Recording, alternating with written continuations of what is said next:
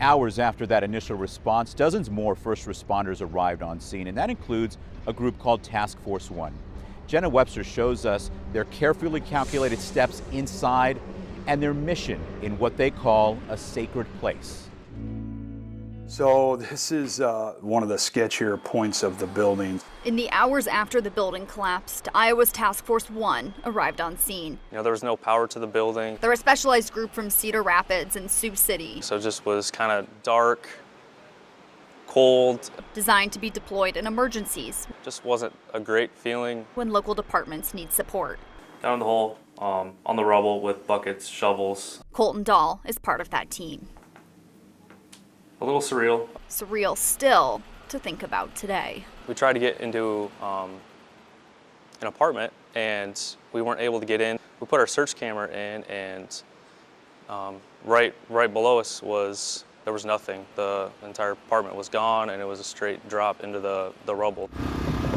The team was immediately tasked with shoring the building, always working with structural engineers to find the safest spots to enter. If we start to move, is this going to be a giant game of Jenga, right?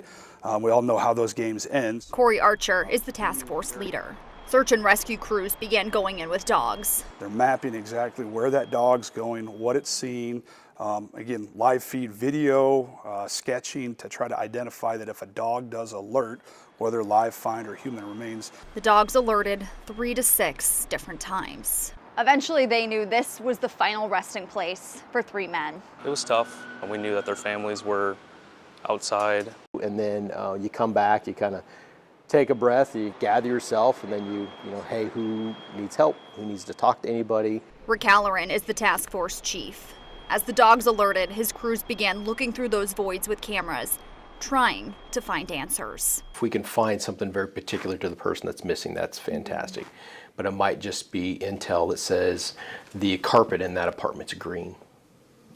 So if we find a void and we put the camera in there and we find green carpet, we know we're in the right apartment. Fitting together pieces of the puzzle. We were able to start to kind of piece together, one apartment here, next apartment slid here, third apartment slid down. In the end, it was little heavy equipment, but 5-gallon buckets, shovels, and hands used to find those 3 apartments. But this is the point and spot. I mean, it's sacred, hallowed ground that this person perished and expired right here at this location. And then there's kind of an all stop. Once we find the victim, it's kind of that moment of silence.